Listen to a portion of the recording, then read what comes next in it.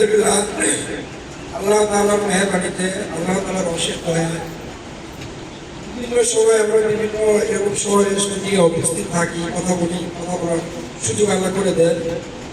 আজকে এমন একটা দিনে, এমন একটা মুহূর্ত যে আজকে যাকে নিয়ে আলোচনা করবো তিনি হলেন এই পৃথিবীর শ্রেষ্ঠ মানব, যিনিকে আল্লাহ তাআলা সৃষ্টি করেছে। তাকে সৃষ্টি না করলে এই পৃথিবী সৃষ্টি হতো না।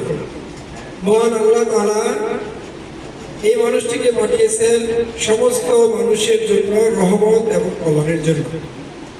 এই জন্য আমি ব্যক্তিগতভাবে এবং সবাই মিলে শুকরিয়া করতেছি এই জন্য যে আল্লাহ তাআলা এমন এক ব্যক্তিত্বকে নিয়ে আলোচনা করার তৌফিক আমাকে দিয়েছেন। আমি আজকে সবার সম্পর্কে এই কথাটি বলতে চাই যে নবী করিম সাল্লাল্লাহু আলাইহি ওয়াসাল্লাম ছিলেন আমাদের এই পৃথিবীর সর্বশ্রেষ্ঠ শিক্ষক। আল্লাহ তাআলা দুনিয়া সৃষ্টি করার পরে মানুষকে সঠিক পথে চলার জন্য, সঠিক দিক নির্দেশনা পাওয়ার জন্য কোরআনের পাশাপাশি, কোরআন তো আমাদের জন্য একটা নির্দেশনা, আর পাশাপাশি সহজভাবে বুঝিয়ে দেওয়ার জন্য দুনিয়া থেকে যেন আমরা আখিরাতের কাজ সুন্দর করে করতে পারি, সেই জিনিসটাকে ভালোভাবে ধারণ করার জন্য আল্লাহ তাআলা আমাদের কাছে সর্বশ্রেষ্ঠ মানব হযরত মুহাম্মদ সাল্লাল্লাহু আলাইহি ওয়াসাল্লামকে আজকের দিনে পাঠিয়েছিলেন। আবার এই দিনই আল্লাহ তাআলা ওনাকে ইসলাম সম্পূর্ণ করার পরে, ইসলামের দায়িত্ব পালন করার পরে আগে এমন করে দিয়েছে। তো এই দিনে আসলে আনন্দ দুঃখ এই বিষয়টা আমাদের শুকরিয়া করা যে এমন একটা ব্যক্তি যাকে পাওয়ার কারণে আমরা কি আল্লাহ তাআলার সম্পর্কে, আখিরাত সম্পর্কে, দুনিয়াতে চলার গাইডলাইন, আখিরাতে কিভাবে জান্নাত পেতে পারি, সুখ শান্তি পেতে পারি, সেই জিনিসগুলো পেয়েছিলাম। যার মাধ্যমে আগে নিয়ে আলোচনা করতেছি। হুজুর আমার আগে বক্তব্য বলে গিয়েছেন জন্মদিন, মৃত্যুবার্ষিকী এগুলা থেকে শিক্ষা গ্রহণ করা, যে জন্মিলে মৃত্যু আসে এই বিষয়গুলো জানা, কিন্তু এখানে আনন্দের কিছু না, শিক্ষা দেওয়ার বিষয়।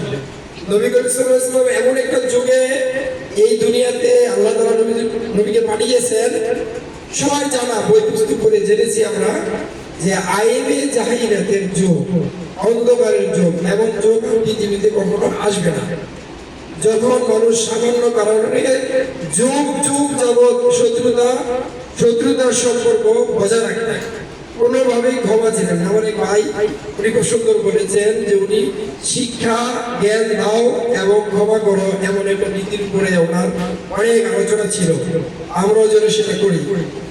ওই আইমে জাহিলিয়াতের যুগে, অন্ধকারের যুগে নবী করিম সাল্লাল্লাহু আলাইহি ওয়াসাল্লামকে পাঠানো হয়েছে। উনি কষ্ট করে, মেহনত করে, দিন প্রচার করে ওই মানুষগুলোকে এমন একটা মানুষের রূপান্তর করেছে, তারা স্বর্ণযুগে রূপান্তরিত হয়েছে।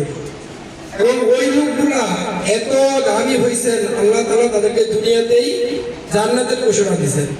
অথচ ইতিপূর্বে তাদের ব্যাপারে অনেক এত হৃদয় বিধারক কষ্টদায়ক ঘটনা আছে। নারী সন্তান জন্মগ্রহণ করলে আগে কবরে পুঁতে ফেলতে জীবন্ত অবস্থায়। সেই যুগের লোকগুলাকে আল্লাহ তাআলা এই নবীর মাধ্যমে শিক্ষা দিয়ে তাদেরকে আবার স্বর্ণযুগে নিয়ে আসছেন। তারা দুনিয়া থেকে জান্নাতে সুযোগ পেয়েছে। আমাদের এখানে শিক্ষা কি? আমরা শিক্ষার্থীরা আলোচনা করতেছি শিক্ষা কি? আমরা আজকের দিনে নবী করিম সাল্লাল্লাহু আলাইহি ওয়াসাল্লামের শিক্ষা নিব এইটাই যে সত্য, ন্যায় এবং সঠিক পথে আমরা নিজেরা নেতৃত্ব করতে চালাবো, এবং এইটা দিয়ে আমি আমার নিজের জীবন গড়বো, সমাজ জীবন গড়বো, রাষ্ট্রের কল্যাণে কাজ করবো। আমরা শিক্ষার্থী, শিক্ষক হিসেবে আমরা এটাই অনুসরণ করব। আমরা যখন তোমাদের ক্লাসে শিক্ষা দেই, আমাদের শিক্ষাগুলো গ্রহণ করে নিজের জীবন গড়ার জন্য চেষ্টা করো।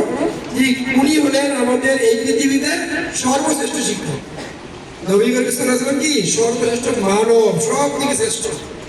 আমি তোমাদের প্রতি আমার আহ্বান থাকবে, নবীর জীবনী পড়বো, নবীর জীবনের কর্ম দেখবো, এবং এইগুলো আমাদের জীবনে প্রতিফলিত করে সমাজ, রাষ্ট্র, দেশের জন্য ভালো কাজ করবো, এবং আল্লাহর হুকুমগুলা নবী করিম সাল্লাল্লাহু আলাইহি ওয়াসাল্লামের তরিকায় মেনে নিজের জীবনকে সুন্দর করবো এবং সমাজ জীবনকে সুন্দর করবো, রাষ্ট্র, পুরো বিশ্বের উন্নয়নে কাজ করবো। এই বলে আমি আমার সংক্ষিপ্ত বক্তব্য শেষ করছি। আল্লাহ হাফেজ।